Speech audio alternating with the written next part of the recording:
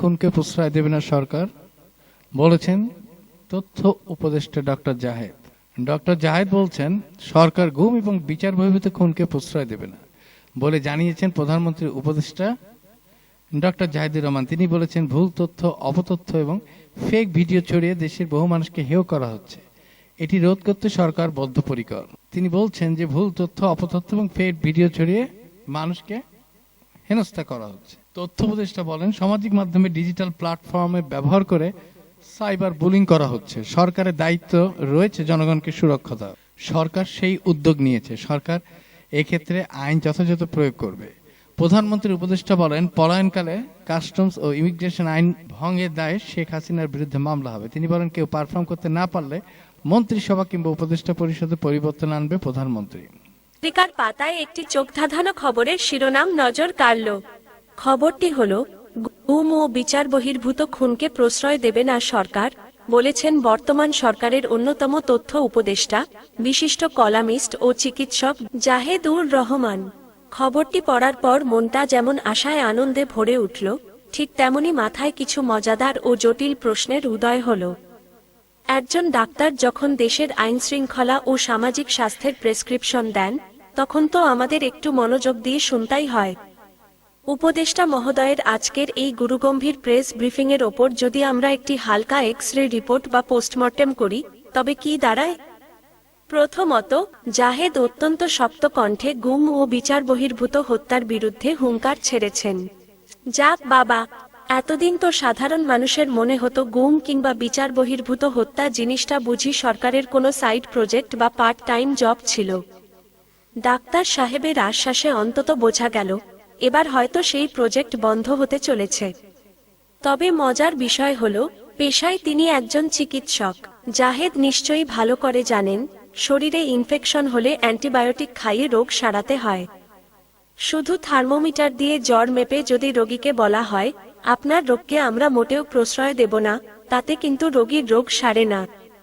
গুম আর বিচার বহির্ভূত হত্যা বন্ধ করতে হলেও প্রেস ব্রিফিংয়ের মিষ্টি আশ্বাসের চেয়ে কাজের কাজটাই আসল। দ্বিতীয়ত, উপদেষ্টা মহোদয় বলেছেন আইন শৃঙ্খলা পরিস্থিতি নাকি স্বরাষ্ট্র মন্ত্রণালয় অত্যন্ত দক্ষতার সাথে নিয়ন্ত্রণ করছে। এই কথাটা শুনে স্বরাষ্ট্র মন্ত্রণালয়ের নিজের লোকজনের মনেও হয়তো একবার খটকা লেগেছে, তাই নাকি? আমরা সত্যিই সব নিয়ন্ত্রণ করে ফেললাম। আর শেষ ধামাকা ছিল সামাজিক মাধ্যমে অপতথ্য ও সাইবার বুলিং প্রতিরোধে আইনজীবীদের প্যানেল তৈরির ঘোষণা। মানে আসল গুম খুন বন্ধের আশ্বাস থাকলেও ফেসবুকে ভুলবশত একটা হা হা রিয়েক্ট বা সমালোচনা করার আগে পকেটে উকিল নোটিশের টাকা রেডি রাখতে হবে। সব মিলিয়ে আজকের এই নিউজের সারমর্ম যদি এক বাক্যে বলতে হয়, ডাক্তার সাহেব আইসিইউতে থাকা রোগীকে গম্ভীর মুখে আশ্বাস দিয়ে বলছেন ভয় নেই, আমরা আপনাকে মরতে দেব না। কিন্তু রক্ত আর অক্সিজেনের সিলিন্ডারটা কোন ঘরে রাখা আছে তা কিন্তু আজকের প্রেস ব্রিফিংয়েও স্পষ্ট হলো না। বাংলাদেশ প্রতিদিনের আরেকটি রিপোর্টে দেখা যাচ্ছে জামায়াত ইসলামের সাতক্ষীরার একজন এমপি সাথে এক নারীর বেডরুমের একটি ভিডিও ভাইরাল হয়েছে এবং সামাজিক মাধ্যমে ছড়িয়ে পড়েছে। অন্তরঙ্গ মুহূর্তের কিছু সিনারিও তার মধ্যে দেখা যাচ্ছে।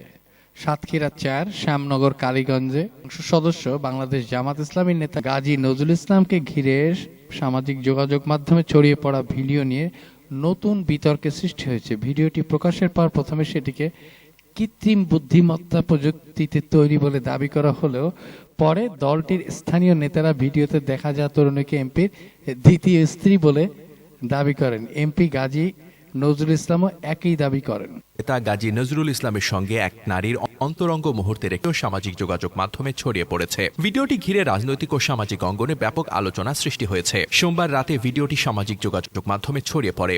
পরে বিভিন্ন প্ল্যাটফর্মে ভিডিওটির একাধিক অংশ ভাইরাল হয়। ছড়িয়ে পড়া ভিডিওটিতে একটি কক্ষে গাজী নজরুল ইসলামের সঙ্গে এক নারীকে দেখা যায়। ভিডিওটি প্রকাশ্যে আসার পর সাতক্ষীরা জেলা জামায়াতের মিডিয়া সেল পরিচালিত ক্রাইম বার্তার পক্ষ থেকে দাবি করা হয় এটি কৃত্রিম বুদ্ধিমত্তা প্রযুক্তির মাধ্যমে তৈরি করা ভুয়া ভিডিও। তবে এর কয়েক ঘন্টার মধ্যেই নজরুল ইসলামের ভাইরাল ভিডিওটি মগবাজারের একটি অফিসের বলে তিনি নিজেই জানিয়েছেন। লিখিত বিবৃতিতে তিনি দাবি করেছেন মরিয়ম বেগম নামের 18 বছরের ওই তরুণী তার দ্বিতীয় স্ত্রী। নজরুল ইসলাম কি লিখেছেন? আসসালামু আলাইকুম। গত 13 জুলাই 2026 ইংরেজি তারিখে আমার প্রথম ও দ্বিতীয় স্ত্রী যথাক্রমে মোসাম্মদ মাকসুদা বেগম ও মোসাম্মদ মরিয়াম বেগমকে সঙ্গে নিয়ে রাজধানীর মগবাজারে আমার দ্বিতীয় স্ত্রীর পিতা মোহাম্মদ মাসুম বিল্লার ব্যবসায়িক অফিসে যাই। সেখানে আমরা আনুমানিক 1 ঘন্টা অবস্থান করি।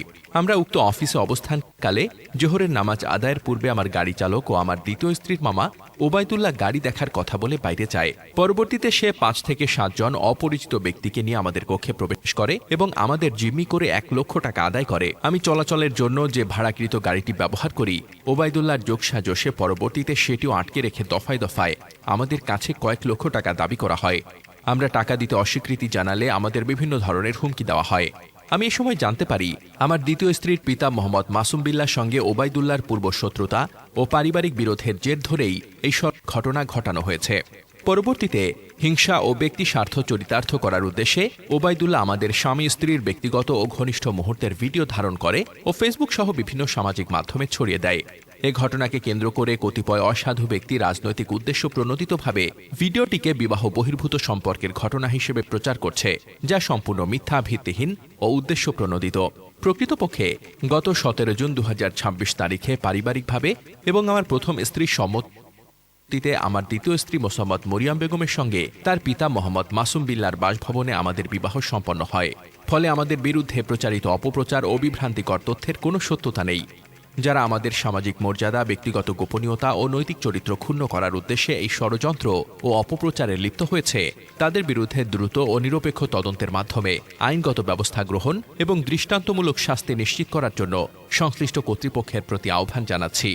বাঙালি রাজনীতিতে ড্রামার কোনো অভাব নেই, কিন্তু মাঝে মধ্যে রাজনীতির নাটকগুলো এতটাই চিত্রনাট্য ছাড়িয়ে যায় যে দেশের সেরা সিনেমা বানিয়েও সেই বিনোদন দেওয়া সম্ভব নয়।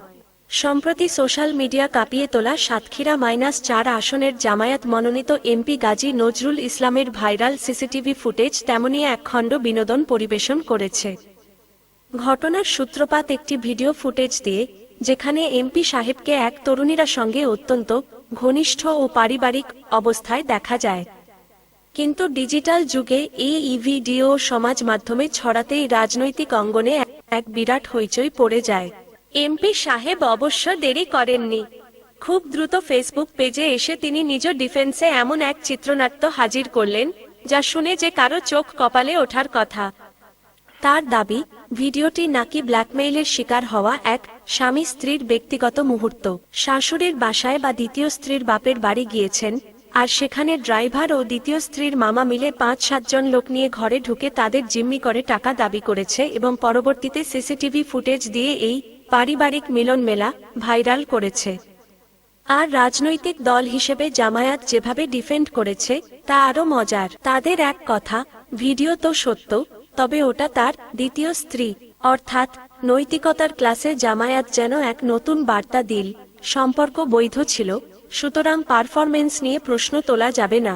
ঠিক এই জায়গাতেই উঠে আসে আমাদের নির্বাচন কমিশন এবং নির্বাচনী হলফনামার কথা। জাতীয় নির্বাচনের আগে প্রার্থীরা নির্বাচন কমিশনে নিজেদের কত শত শত বিঘা জমি আছে, কয়টা গাড়ি আছে, ব্যাংকে কত কোটি টাকা বা সোনাদানা জমানো আছে, তার স্থাবর অস্থাবর সম্পত্তির একটি লম্বা তালিকা জমা দেন। কিন্তু এবার সময় এসেছে নির্বাচন কমিশনের নিয়মে একটা বিশাল আপডেট আনার। ইসির উচিত হলফনামায় নতুন একটি বাধ্যতামূলক কলাম যোগ করা, প্রার্থীর কার কয়টি লুকানো বা অপ্রকাশিত স্ত্রী আছেন এবং তাদের কার বাসায় কতটি সিসিটিভি ক্যামেরা বসানো আছে। কারণ নির্বাচনী হলফনামায় কোটি কোটি টাকার সম্পদ গোপন করলেও জনগণ হয়তো কোনোমতে সহ্য করে নেয়, কিন্তু নির্বাচনের পর হঠাৎ ইনি আমার দ্বিতীয় স্ত্রী বলে সিসিটিভি ফুটেজ আবির্ভূত হলে সাধারণ ভোটারের মাথা আর ঠিক থাকে না। প্রার্থীর কত বিঘা জমি আছে জানার চেয়ে তিনি রাতে কার সিসিটিভির আওতাভুক্ত এলাকায় ঘুমাচ্ছেন সেটা জানা আজকাল ভোটারদের নিরাপত্তার স্বার্থেই জরুরি হয়ে পড়েছে। এমপি সাহেবের ডিফেন্স যুক্তি যদি মেনেও নেই যে এটি রাজনৈতিক ষড়যন্ত্র কিংবা ব্ল্যাকমেইলিং, তাও প্রশ্ন থেকে যায়, আজকাল আমাদের রাজনেতারা দেশের আইন শৃঙ্খলা রক্ষার দায়িত্ব নেন কিভাবে, যখন নিজের ড্রাইভার আর সেকেন্ড ওয়াইফের মামার ষড়যন্ত্রেই তারা বারবার জিম্মি হয়ে যান।